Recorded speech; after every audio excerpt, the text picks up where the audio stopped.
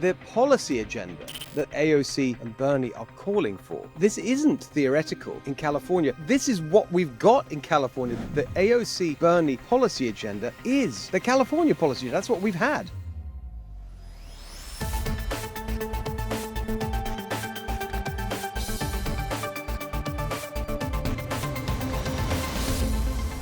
Hello everyone, welcome to the Steve Hilton Show. Great to have you with us today. Before we get into the show, please remember, if you are in California, even if you're not in California, I mean, why not make the trip and come to a very special live event on Tuesday, the 22nd of April, Huntington Beach, 10 a.m.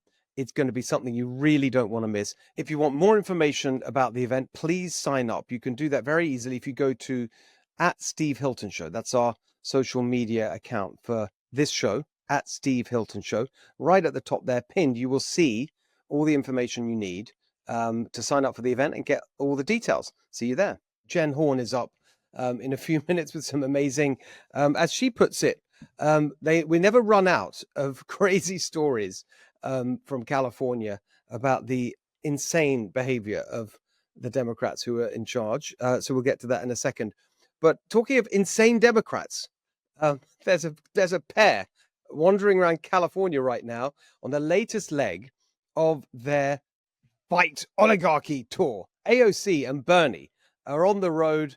They're drawing these crowds. That's where the energy is on the Democratic Party. You can see that some people are making allegations that they're paid attendees and they bust in or whatever. Look, truth or not, I haven't had any chance to look into that. But I can tell you that there's no question that that is what's getting the Democratic Party going right now. That is where the excitement is. They, for 5 minutes after the election, I guess, thought, well, we just lost an election that we thought we were going to win. Maybe we'll have a bit of introspection. That's gone out the window. They're all kind of anti-Trump. There's all these polls showing that Democrat voters want their politicians to be hitting Trump harder. So, of course, that's what they're doing. And the particular thing that struck me about the AOC Bernie thing, them being here in California, the policy agenda that they are calling for, that AOC and Bernie are calling for, it is not some theoretical policy agenda, this socialist nirvana that they're pushing, where everyone is happy and no one's poor and everyone has free healthcare, everything's fantastic, everyone can have a nice place to live. All these things that they say will come from the policy agenda that they're pushing. This isn't theoretical in California. This is what we've got in California. The AOC Bernie policy agenda is the California policy. That's what we've had for the last, I don't know how many years of one-party rule from the Democrats. So we can see the effects of it. It's not good. It is not good. And it's almost hilarious to see them here in California pushing this nonsense when the people they're talking to are the victims of their own policies. I mean, we have in California, as a result of the Bernie AOC policy agenda, the highest rate of poverty in the entire country. So they go on and on about how they're trying to help poor people. Their policies have created more poor people in California. There's a recent survey that over a third of Californians, just over a third, can't meet their basic needs as a result of the AOC Bernie policy agenda. One of their big issues is housing. You go on and on about housing. Rightly so. It's a terrible problem. But guess what? It's made worse by their exact policies. And the evidence of that is that here in California, we have the highest housing costs in the entire country. And you can go on and on down the list. I mean, the Green New Deal that they go on about, that's basically what we have in California. The insane push to ban all fossil fuels, whatever the impact on the reliability of the grid or the affordability of electricity prices. We have the highest electricity prices in the entire country, of course, highest gas prices. It's just mad. Yet they don't seem to be chastened in any way by reality, by facts. They're still pushing this stuff. It's really incredible to see. And at the same time, as you've got effectively the leaders of the Democratic Party, that's basically what AOC and Bernie are now. I mean, AOC tops all the polls that are conducted about who they want to see as their presidential candidate, pretty much. So they're the leaders pushing this insane policy agenda that has had such disastrous effects. And in another example of the Democrats being completely divorced from the real world, they just keep glomming on to these incredibly unpopular policy positions where they're taking the side of a tiny minority, and they just keep doing it. So you see them do it over, the deportation of violent criminals from our jails and from our communities, and they say no, we've got to keep their sanctuary cities, all that stuff. And then you saw it with biological men and girls sports. And now the most unbelievable one is this case that they just seem to be obsessed with, which President Trump and his team, I thought, addressed absolutely spectacularly in that Oval Office meeting. I don't know if you had a chance to see it. Let's watch a little bit of that. Sometimes they say that we imprisoned thousands. I like to say that we actually liberated millions. So, it's very good. Who gave him that line? Do you think I can use that? Yes. So, as Pam mentioned, there's an illegal alien from El Salvador. So, with respect to you, he's a citizen of El Salvador. So, it's very arrogant even for American media to suggest that we would even tell El Salvador how to handle their own citizens as a starting point. As 2 immigration courts found that he was a member of MS-13.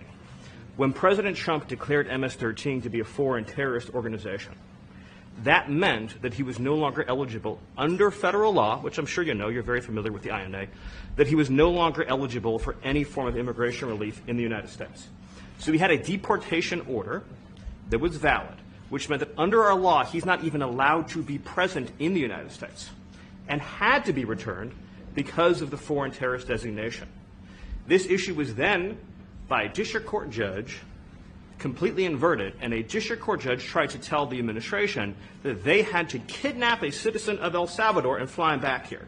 That issue was raised with the Supreme Court, and the Supreme Court said the district court order was unlawful, and its main components were reversed 9-0 unanimously, stating clearly that neither Secretary of State nor the President could be compelled by anybody to forcibly retrieve a citizen of El Salvador from El Salvador, who again is a member of MS-13, which, as I'm sure you understand, rapes little girls, murders women, murders children, is engaged in the most barbaric activities in the world, and I can promise you, if he was your neighbor, you would move right away. So I thought that was just absolutely a masterclass from Stephen Miller in the actual facts of the case. And this is the hill they're going to die on. And it's not just that they're saying it, rhetorically and going on TV programs. There's that senator from Maryland. And I know that I've got to learn how to say that properly, because in English you'd say Maryland, which is ridiculous. So I'm not saying that. Maryland. It's like when I say water and it sounds a little hoity-toity. I've learned to say water in a proper American accent. So this guy, Chris Van Hollen, is going to El Salvador, literally going there to demand the return of an El Salvador citizen who's a gang member and accused of all these crimes. And he wants him back in America, even though he's been given deportation orders by court. He's had due process. They keep going on about due process. He's had due process. He's been through the system. He's got deportation notice. And now he wants to bring him back. I mean, honestly, I don't understand what is wrong with these Democrats. It's as if they've learned absolutely nothing from the election. I mean, it's so obvious, isn't it, to everyone that the reason they lost the election just now was that they went too far to the left. I mean, and every single bit of analysis that's been done since then, there's this really big thing just done now by this guy, David Shaw, S-H-O-R, if you look it up, explaining how badly they lost amongst, young men and working class and Latinos and all the rest of it, basically because they went too far left and took these extreme positions. I mean, every single indicator about what happened in the election points in that direction, that they lost because they went too far left. So what are they doing now? Going even further left, doubling down. It's just amazing. And it shows you that they're really divorced from reality. I mean, you've got, the on the policy agenda, they're all excited about AOC and Bernie. And in terms of the news agenda, they're jumping on these incredibly unpopular causes. So that tells you a lot about who they are.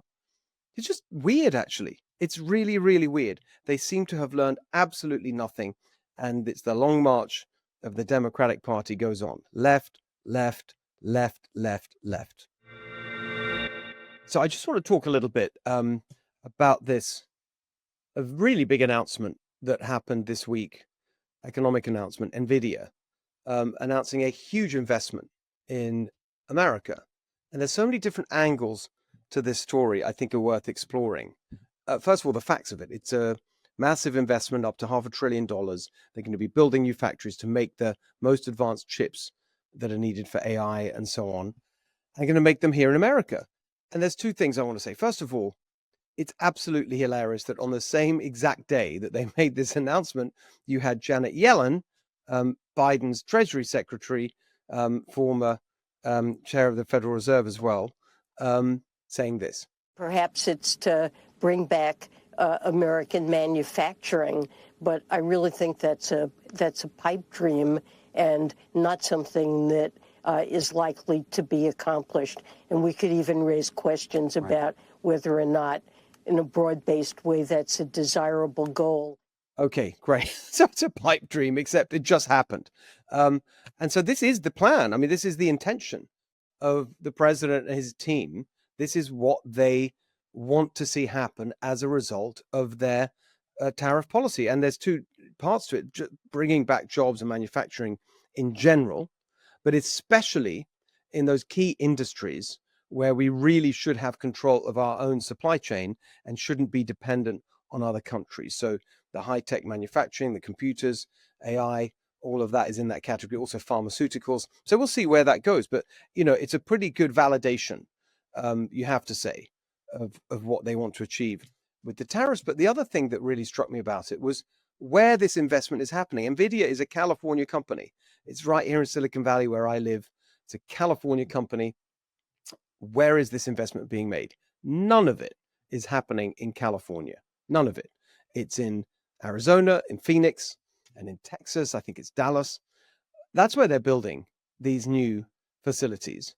None of it in California, for obvious reasons. It's just impossible to do anything in California. I mean, they'll probably get this built, I don't know, in a year or so, maybe less.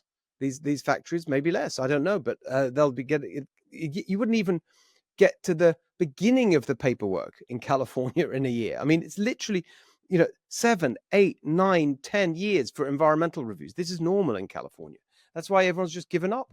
So many people are leaving the state. Businesses are leaving the state. It's just not worth it. I mean, if you checked out our conversation with Jerry Storch last week on this show, and he made the point that it's not just the businesses that are leaving, it's all the ones that never came and the opportunities that weren't created, the jobs that weren't created. Well, this is a perfect example of that. Here's a massive deal made by a California company, and none of it is going to benefit directly California. None of the jobs are coming here, none of the investment. I mean, it's just so incredibly sad. And there's so much of this going on now. It's just ridiculous how hostile they've made this state to business. And soon, I think, there's a real complacency, I think, to the Democrats who are running California. They keep going on about how we're the 5th biggest economy in the world and everything's great. But it's not. It's a rotten foundation. And they're really coasting on the money that's being brought in by the big tech monopolies. They make a huge amount of revenue, don't employ that many people. And so there's a complacency and this assumption that, well, they're going to stick it out, even though it's a nightmare to run a business in California. The unions and the labor regulations, the environmental regulations, the lawsuits, the endless bureaucratic procedures and processes and fees and inspections and permits, all this stuff that just takes forever, this incredible bloated bureaucracy. People were going to put up with it because we have nice weather. That's not cutting it anymore. And people are saying it's so bad, we're just not going to do it. We're going to invest in other states. We're going to leave and we're going to go to other states. And it's just not good for America to have California fail. That's a big, big lesson that I took when I was on the road with my book, Califalia, including in Texas, which is benefiting a lot from the exodus from California.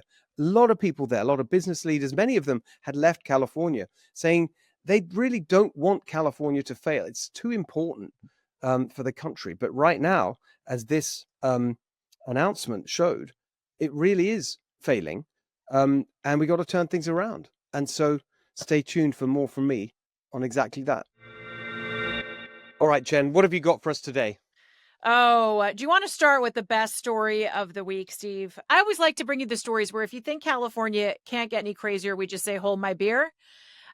This story is about California using $239 million taxpayer money, of course, for a prison project. They are turning San Quentin, which I think used to be a pretty tough prison back in the old days, into some sort of like rehabilitation program. So I've got to give you the exact scoop on this. So construction right now is ongoing at the San Quentin State Prison, where construction crews are building a Norway-style rehabilitation center.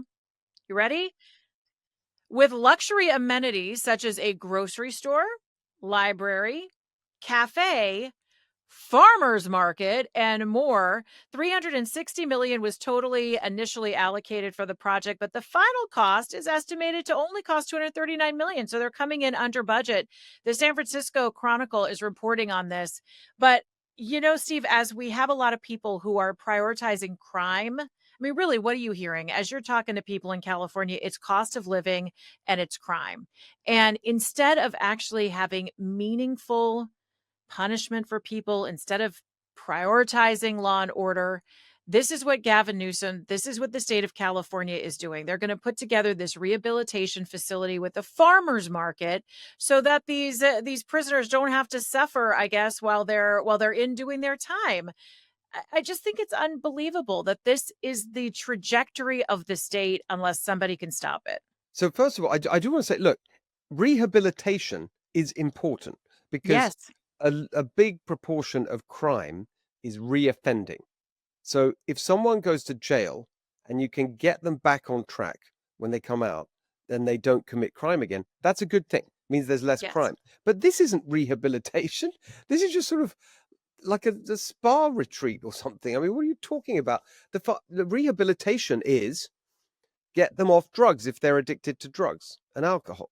Get them the skill. You know, if a lot of people in jail can't read and write properly, very high levels of illiteracy, very high levels of dyslexia, actually. So do that. Yeah. Skills I training, mean, work. teach them a skill, maybe get them Exactly. some religion. Maybe a lot of people say that helps them in prison. Get them healthy, get them on the right medication, and put them on a path where they can actually start feeling Yes, good about stuff in their exactly. But this life. stuff is nothing like that. It's a No. classic example of what one of the chapters in my book, Caliphalia, where I'm going through these sort of pathologies of these people who've been running California into the ground for so long. And I call it, and they're all isms, like socialism and bureaucratism and, Maoism, whatever. One of them is compassionism. And this is a perfect example of it, where they think we could be compassionate. Let's be compassionate. But it's not compassionate, because if you don't actually hold people accountable for their actions and make going to jail something unpleasant that is a deterrent, and that while you're there, if you do need rehabilitation, I mean, you should have rehabilitation, but it's got to be like work, not just going to the farmer's market. I mean, it's just sort of classic. I mean, it's funny, but it's so insulting. And also the other thing that's really amazing about this is when we have such a massive problem in our jails. And I had a great conversation with Chris Moritz for Big Ideas Book Club, my other podcast, and he's written a book about California, focused on the crime and so on. He had a terrible experience, lives in LA, with criminal gangs breaking into his house 2 nights in a row. And and through that, he got really into the issues, been talking to loads of police officers, prison officers, and so on. And the really startling thing that he told me on the basis of his research, I mean, we've touched on it in other ways this point, but he made it so strongly, which is much, I don't want to say most, but a huge proportion of the crime, the organized crime we see in California, home invasions, burglary, drug dealing, the fentanyl, all of that is run from within our prisons. That's where it's run from especially Honduran gangs inside our jails. They're operating freely from within our prisons. So can you sort of deal with that first before we get into the farmers markets? I'm so glad you brought that up, because I've read so much on just how much illicit activity is spearheaded from prisons. I mean, this is where recruitment begins and all of this. And look, I think it's really nice that you want to have a cafe and a library and a farmer's market. But by and large, people know what to do at a farmer's market. What criminals don't know how to do is live a life in front of the law, above the law, following the law. And I just think that we are doing people such a great disservice. It's sort of like this. It was like another silly story that I saw this week. People are all up in arms in LA about the Menendez brothers. Of course, everybody's following the story of the Menendez brothers and the push from Gascon to get them a resentencing hearing. The DA, Nathan Hochman in LA, who I think is doing a wonderful job, said, I'm not doing this. We're going to try to withdraw the motion. Well, a judge said, no, the motion's got to continue. Do you know, because the DA's office showed crime scene photos in the courtroom from Lyle and Eric killing their parents, what they admitted to, they showed grisly scenes from that event in the court to talk about whether or not they should be resentenced. And the family is up in arms. They're actually blaming Nathan Hochman for this woman who's 85, one of the aunts of the Menendez brothers. She collapsed in her hotel room, and they're blaming Hochman for that. They're saying that he shouldn't have showed those photos in the courthouse. Now, I don't care what you think about what the future of the Menendez brothers is, but the truth is those were the photos from the murder scene. And that is absolutely part of the conversation about what their future should hold. And it's not Nathan Hochman's fault that he's showing those pictures. Those pictures wouldn't exist if a crime hadn't been committed. I mean, it's like we've gotten so out of touch with what reality really is. I don't know. It's pretty crazy. Did you see, by the way, this video just popped out this morning? I saw it for the first time, talking about, why aren't they focusing on the real things and just enforcing the law on these open air drug markets and so on, which is still going on. This was a video from San Francisco, broad daylight. The guy who'd just come back from a trip to Mexico with his 3-year-old daughter walking down the street in San Francisco, just surrounded by zombie drug people. I mean, it's just, the classic scenes we've all got used to. But there's something so striking about it. It's a little toddler going, I think, on her scooter or something, broad daylight, and outside their house. And so there were it's interesting when he posted it and you see the comments, and it was really interesting, his responses, because a lot of the people said, look, we're blaming him. Like, what are you doing taking your kid into this situation and whatever? He said, this is outside our house. What are we supposed to do? I'm not taking her to it. It came to us. And it's just incredible to me that this is still going on. Why isn't this cleaned up like today? Like, it's illegal. How can you possibly tolerate this? It's amazing that it's still there. And it's impacting all these little babies. Like you mentioned, this 3-year-old girl. I was looking at just driving through the San Fernando Valley. I live in Los Angeles, as you know, and I was just looking at all of the homelessness that we all see every single day up and down the state of California, and how we talk about being such a we talk about being a kind society. We talk about trying to uplift people. I think what Democrats really believe is that kind is letting people sell drugs on the street. Kind is not putting them in jail. Kind is letting people live and die on the streets. But that's not kind. Kind is creating a safe space for our kids to go to school. Kind is making sure that people who are incapable of taking care of themselves have some options and some help available to them. We don't just leave them on the street. I literally saw a man who was tipped over. He had a shopping cart tipped over. He is literally flat on the streets, and people at the bus stop that are near him are just walking over him. And I thought, this is Los Angeles now. We can do so much better than that. It's heartbreaking. And really all it goes back to, you don't have to recreate the wheel. We don't have to pass a lot of new laws. We don't have to make new laws. We just have to enforce the laws that are on the books. The laws. It's illegal. Yeah. Don't sell stuff. drugs on the street. Don't sleep on the street. It's illegal. And then you offer people 2 choices. You're going to go to jail or you're going to go to treatment. Those are your 2 choices, so that at least you give them half a chance to be thinking properly when they can get themselves into a situation to start living better. And I don't know. It doesn't seem hard to me, but it seems common sense, and we're lacking that so much in our state right now. Yes. And what's really interesting is that just when you think that we kind of turned a corner with the Democrats and they get it, and they're all most of the leading Democrats were against Prop 36 last year, but now they all seem to be for it. Surprise, because it passed so overwhelmingly.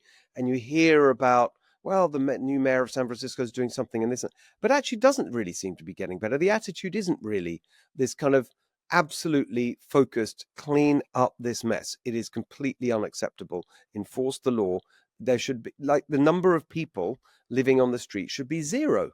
And that's what it's like in most other civilized places. You don't see this anywhere else. I mean, it's really, really, it's beyond frustrating. I mean, like, how long has this been going on? I know. And how much money have we thrown at a problem for it to only get worse? Yeah. And that money never goes back to the taxpayers. Now, another story that I was following this week, and I'm sure you've been talking about it too, that is the effort by Assemblyman Carl Tamayo. A lot of other congressional representatives like Ken Calvert, Bill Asaley was working on this to get voter ID actually on the ballot as a citizens initiative. And Steve, I think this is hugely important. Assemblyman DeMaio tried to get Democrats to support voter ID on the floor of the legislature. They, of course, would not. That bill was killed lickety split. But the new effort is underway. People can already sign up to get petitions, and those petitions will be mailed to you because they're going to need, once they get everything approved, to get 1 million signatures. So this is going to be a big effort. And this is something that I think what shocked me about this story is the amount of support that it has from people in California. 74% of Californians, no matter their party preference, support voter ID, or at least support showing proof of citizenship to register to vote.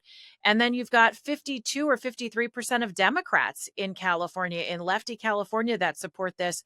But I thought the response was interesting. So once again, we're getting the pushback that Republicans are just trying to keep people from voting, which is not the case. I just want everybody to get one vote. I don't care who people vote for. I just want to make sure they're eligible to vote.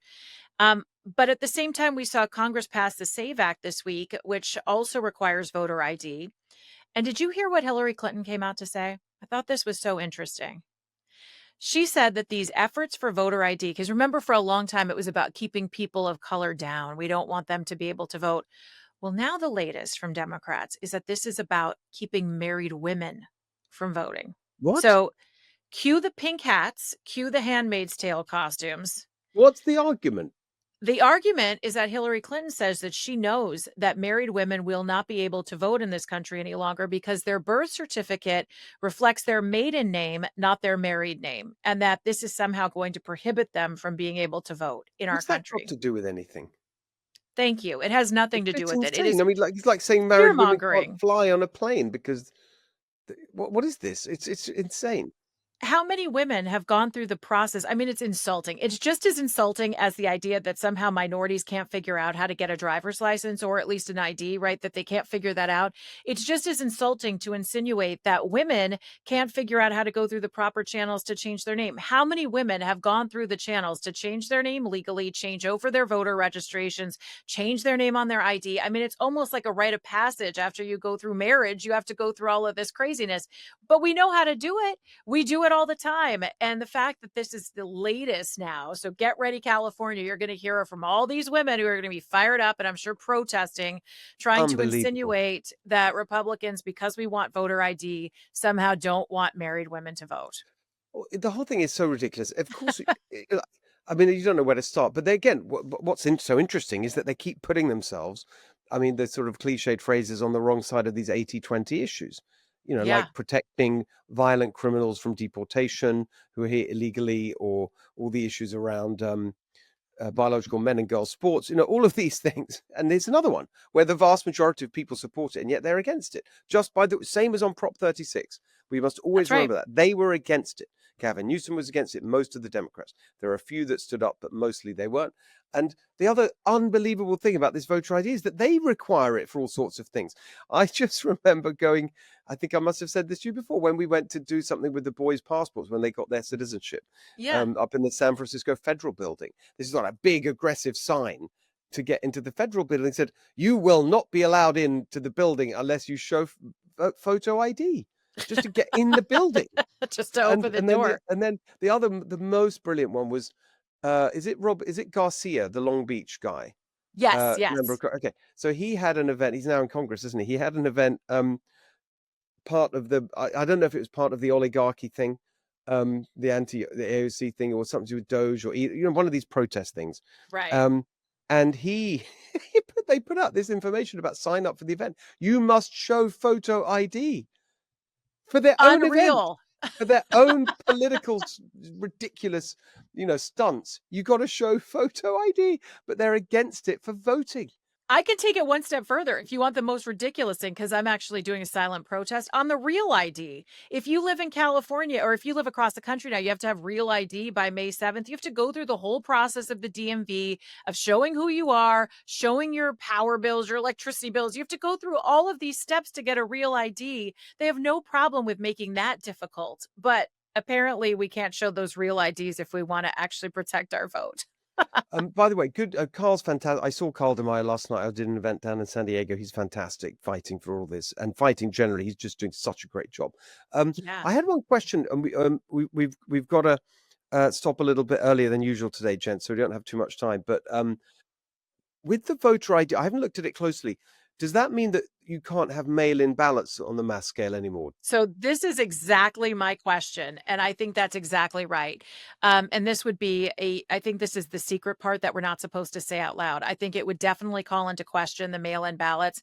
And I'm okay with that. I think if you register like the old days and you say, here's my ID and I'm registering for an absentee ballot, that is totally fine. But the fact that they would just mail these ballots out willy-nilly, I would imagine if this stops, that's probably one of the consequences, is that those ballots will have to stop too. And I think that is only good for us. Exactly, and all the insane corrupt ballot harvesting that goes on because that's facilitated by it, and all these mailed ballots that go Absolutely. out to all the dead people and whatever.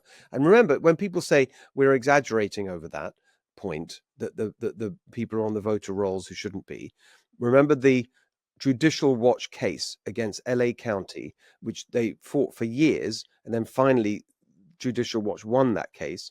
And the number of votes that the voters that they had to take off the rolls in LA County was 1.5 million, wasn't it? It was over 1 million votes. That's Over a right. million votes. Right. And I So the have no, over a million were yeah, wrong. we're wrong. And those ballots were out there in circulation. And so Yeah, can they guarantee us that those ballots were not turned in?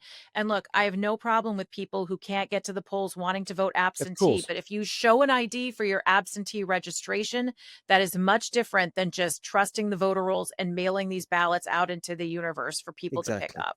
Well, we've all got to sign the petition, get it on the ballot, and then Yes. I think it'll win, just like Prop 36. All right, there we are. We solved that. Fantastic, Jen. Great to see you. Great to see you too, Steve. All right, thank you for being with us for today's show. Hope you enjoyed it. It's going to be a big week next week. I hope you enjoy that as well. We'll have some very interesting conversations here on this show. Please do follow us on Apple, Spotify, YouTube, wherever you get your podcasts. And again, if you can make it to my very special live event, Huntington Beach, April the 22nd, 10 a.m., please do join us. I think you'll find it very, very exciting and give you a bit of optimism for the future of California.